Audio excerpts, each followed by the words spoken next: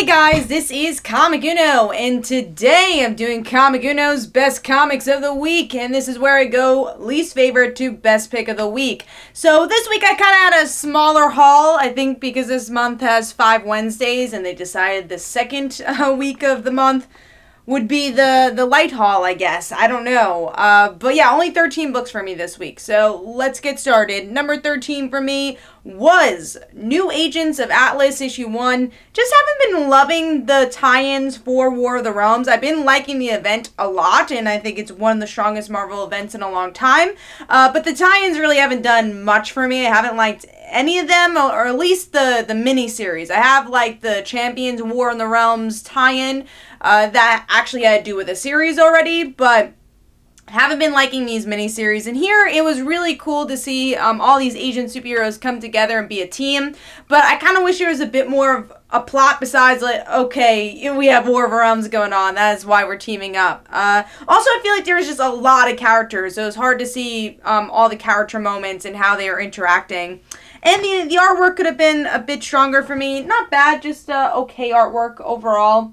So, not a horrible book, just I couldn't get into it and probably won't get the next issue. I have been trying some of the other miniseries, see if one of them blows me away, but so far, haven't really latched on to any of them. So, like I said, giving this 2 stars, and that is number 13.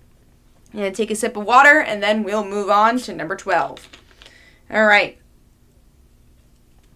And number 12 for me is Archie, issue 704. I do love this cover, though. Really like the colors.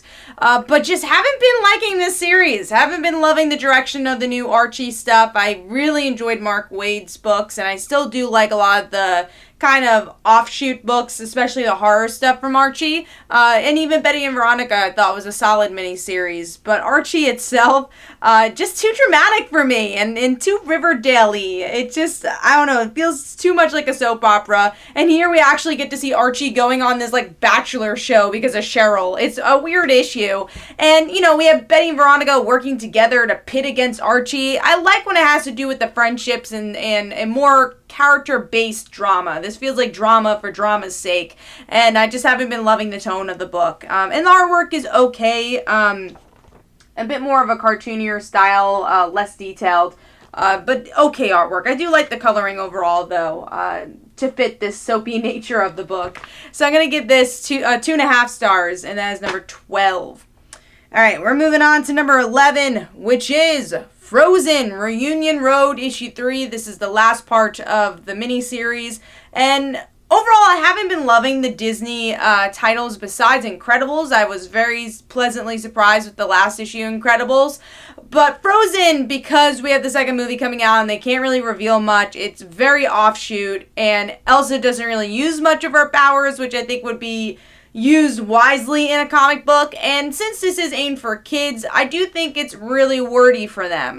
They kind of over-explain a lot of things, so I don't really know where they're trying to aim for this book. Is it for the adult Disney fans, the kid Disney fans? I don't think they're aiming at either, so it's kind of a weird book for me. So also just wasn't really entertained by these side characters that they're trying to push on us with these mini-series. But I do like that we learn a bit more about the town, and the artwork overall is solid. I do like the art, but just hasn't blown me away. So I'm going to give this one 2.5 stars, and that is number 11, I believe?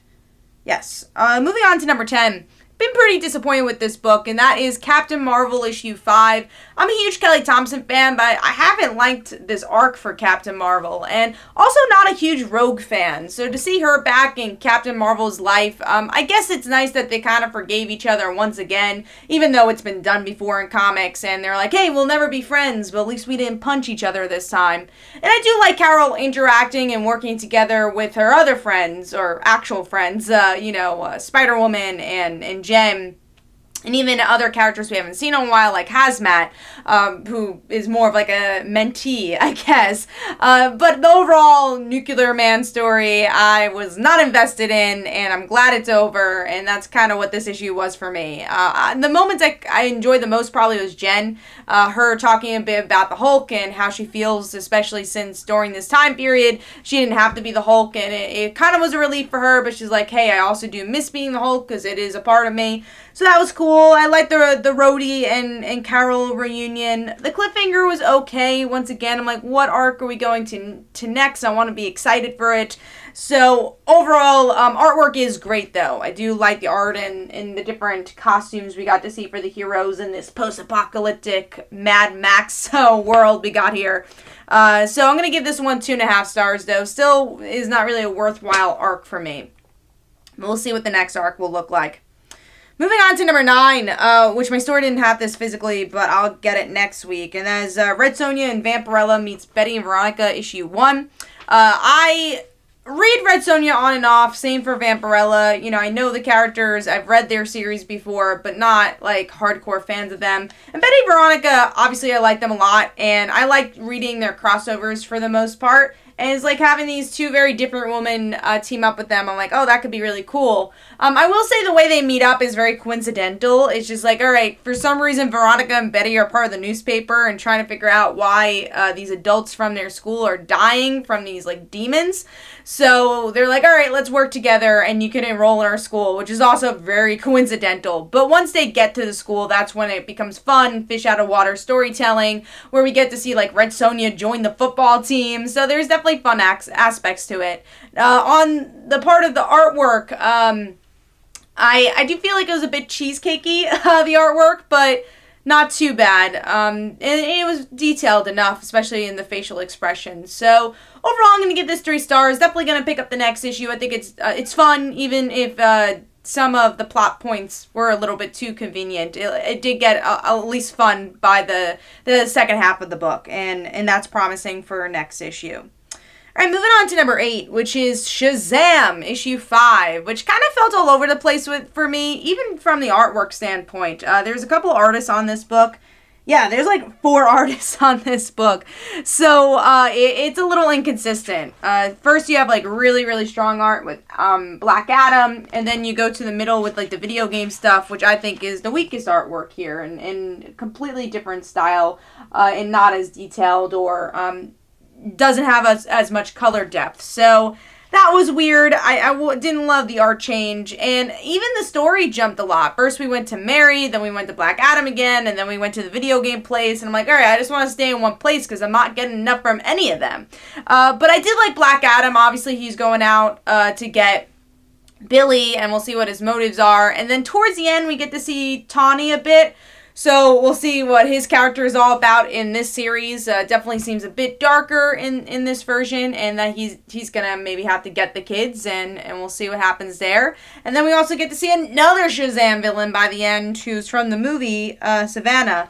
So a lot going on, at least towards the end, but it's spread out really weirdly. So that's why this is a little lower than usual. But I like seeing Mary as, Mary Marvel. That was fun. And one thing I'll say, since I've seen the movie, I definitely understand the supporting characters a little bit more. I think the movie explains them better than the comics.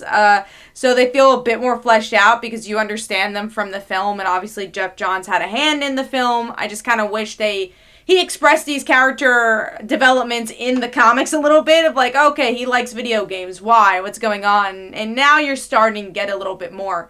So I'm interested to see where the villain story goes, but I hope it's not as spread thin and honestly feel as rushed in these next couple issues. I do like Shazam a lot. It's definitely one of my favorite DC titles, but it has been a little weaker compared to the first couple of issues. So I do love this cover though, and I'm going to give this one 3 stars. All right, moving on to number 7, which was probably one of the bigger books that came out this week, and that is Batman and the Outsiders, issue 1. This was delayed for a while and kind of took off the solicits and I guess reworked, and now it's back. I do like this cover a lot. But it's kind of a by-the-numbers book. I do like this team because I'm a huge Cassandra fan. I did read Detective Comics, and I have been reading Detective Comics. But when they were in the arc, I read it, and, I understand why these characters are together. But also, I feel like Batman, just in the name to be in the name, is like, it's kind of more of a Black Lightning book than it is a Batman book. But it's cool to see the team together, but I don't know if they really made a highlight for me and be like, oh my god, I need to read the next issue. They're just like, okay, cool. It was an interesting issue. It didn't blow my mind, but it wasn't bad either. It was kind of by the numbers, and I hope it gets a little better. I will give the next issue a try just because, again, I am a Cassandra fan, but if you're not a fan of these characters, I don't know what hook there really is for this issue. So that's kind of my worry, is like, all right, I might drop this in the next 2 issues or so. Hopefully there's a better hook. But the villain slash plot was semi-interesting, with this girl as powers and her parents were experimented on. So I'm like, oh, that's kind of cool. So we'll see where that goes. And artwork is solid as well. So it's just kind of all in the middle for me. So I'm going to give that 3 stars, and that is Batman and the Outsiders, issue 1. We'll see how many issues of that one I get. All right, moving on to number 6, which is Betty and Veronica, issue 5. I was just previously talking about this. A lot of Betty and Veronica this week. A lot of Archie this week. But I thought this was a solid ending. The artwork is very plain. So that's something that does take me out and kind of feel a bit more aimed for a younger audience, it feels like, because of the artwork. But I like where everyone stands by the end of the issue, where we get to see Betty and Veronica decide, yes, they're not going to the same college. Betty's not even going to go to college for the first year, but they're still best friends, and that's all that matters, right? And we get to see them make their own decisions, and Betty get back with Reggie, and I feel like they wrote Reggie well, where you care about him, and you're like, okay, he's not as much of a villain as we always think. And like Reggie and Me did a great job with that, which came out a couple of years ago.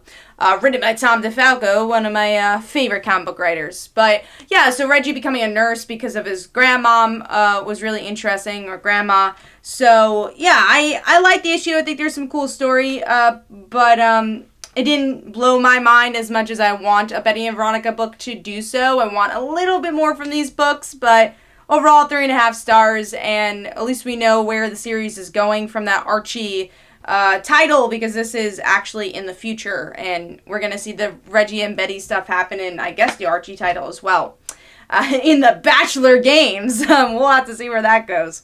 Alright, moving on to number 5, which is Detective Comics issue 1003, and I got the connective cover for this. I believe spoiler is on the other side, so excited about that. I got Barbara right there, Jim. Pretty cool cover. I like the colors as well. I believe it's a Mark Brooks cover, and I love his art. But anyways, yeah, the comic is, it's okay. I like the direction. It's just very slow. So we learn a little bit more about this Arkham Knight, and we learn it actually is the daughter of the doctor from Arkham Asylum. So that was pretty cool, but you have to wait until the end to get that. And I do like her interaction with Damian, and I guess the different type of villain we're getting with Batman. So it's cool to see a newer villain. So I gave this one 3.5 stars. I thought the artwork was really, really good, and the story is slow, but it's getting it in an interesting place. And I like that we learn a little bit more about Damian being an artist. I thought that was cool. And like small moments of like Robin using his pin or his emblem to have a Robin signal, I thought was cool. So there's small moments I really enjoyed about this issue as well. And I think it's an improved issue. So, Detective Comics issue 1003 gets 3.5 stars, and that is number 5. Moving on to number 4, which is Bettie Page, issue 4. As you guys know, I've been really enjoying this series, and yeah, it's been a really fun espionage story. This one, I do think it went a little long, this plot with Queen Elizabeth, but I do like the issue, and it's cool that they were interacting with aliens, and the aliens ended up trusting Betty by the end of the issue, and the artwork is really good, and it's action-packed, but also snarky as hell, and that's what I really like about this book. And hey, Betty becomes best friends with other Betty, Queen Elizabeth, and I thought that was really cool. So it's a really fun book. Like I said, good action, and if you just want a fun espionage book, read Bettie Page. So I'm going to give that one 3.5 stars, like I said, and that is number 4, I believe.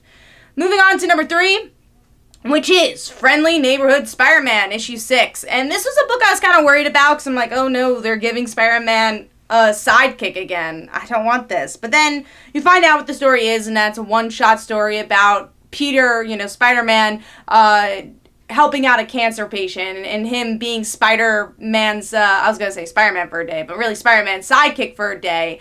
And it's just like kind of this fun adventure. And yeah, it's a very heartwarming story, and definitely takes in the friendly neighborhood aspect of this title that I think Tom Taylor's been doing a really great job with. So I thought it was a very solid read, and again, heartwarming story and inspiring story. So I'll give this 4 stars, and that is number 3. All right, moving on to number 2. And that is Wonder Twins, issue 4. I just have a blast reading this book. It's just funny. We get to see our main characters go on a date, and both their dates are horrible. So we get to see Yana. I always forget all their names. Yana and the brother. What's the brother's name? Anyways, so the sister, she goes on a date with Red Flag, who ends up being a supervillain and a douche. And she's like, all right, this date kind of sucks. And he's just being mean to everybody, like the waiter where they go to dinner. And it's not a great date. And then we have the brother on the flip side going on a date. And the girl ends up hooking up with her boyfriend again.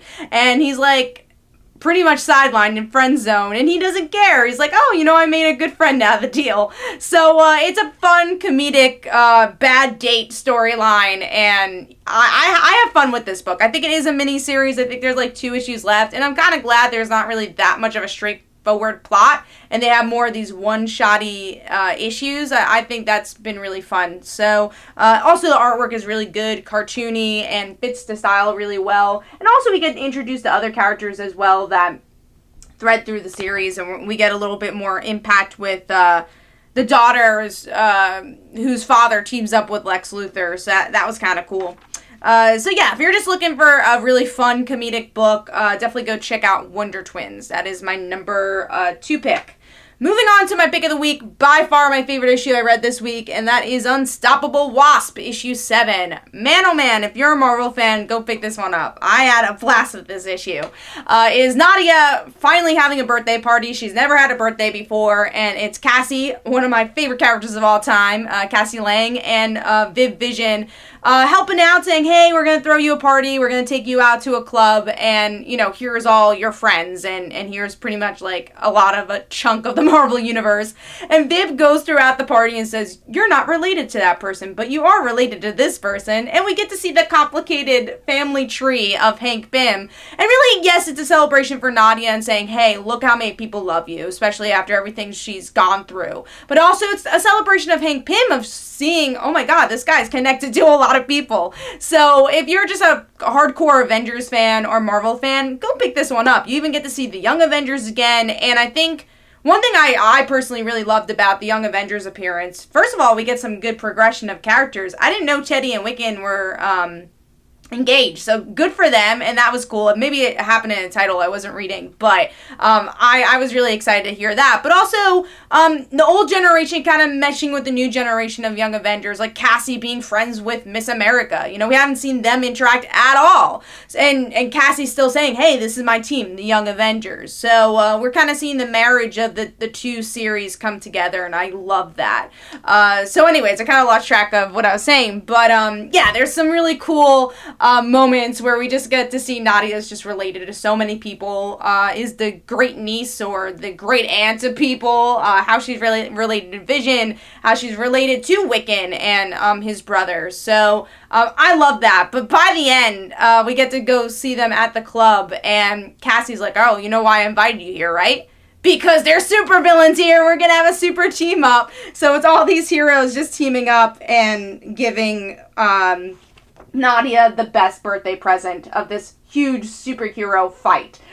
So it was a lot of fun. But then you have a major cliffhanger with this issue, so it's more than just a one-shot.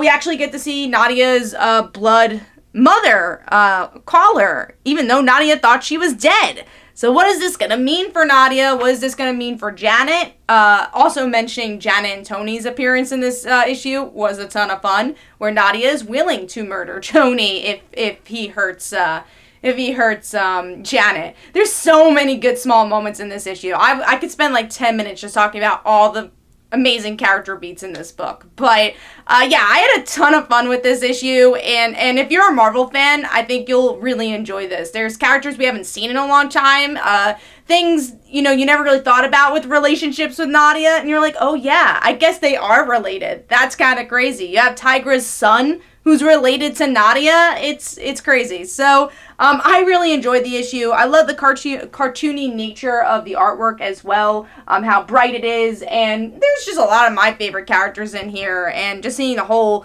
Ant-Man family joining together and having a fun time, and just seeing Cassie as like a main character of the issue was a lot of fun. And then her interacting with characters you just haven't seen her interact with, like even Viv Vision. We haven't seen her interact with her, and they actually, you know, are kind of somewhat part of the Ant-Man family together, so that was cool. And Viv, honestly, she's really funny here too. When Cassie introduces the Young Avengers, she's like, "Error, what? Their family? What's going on?" So that was cool. And I do like small moments as a Young Avenger fan of Kate saying, "Hey, like, thanks, Cass, for inviting me." And then you have the little arm resting on Kate because they're best friends, and we don't get to see that enough either. So, yeah, I mean, there's so many little things I could, again, keep talking about. But this is such a fun book. And if you're not reading Unstoppable Wasp, I think this is a really great place to jump on if you're just a Marvel fan. So I'm going to give this one 5 stars, and that is my pick of the week. Hopefully you guys enjoyed. Let me know in the comments below what were your favorite comics and your least favorite comics. Go check out my Twitter at Comicuno and my Facebook page, and my comic books like Father Like Daughter and They Call Her the Dancer. And also every Tuesday at 10 p.m. Eastern Time is Frontline Live, where we discuss our favorite comics and comic book news. So be sure to check that out as well. Hopefully you guys enjoyed. Bye.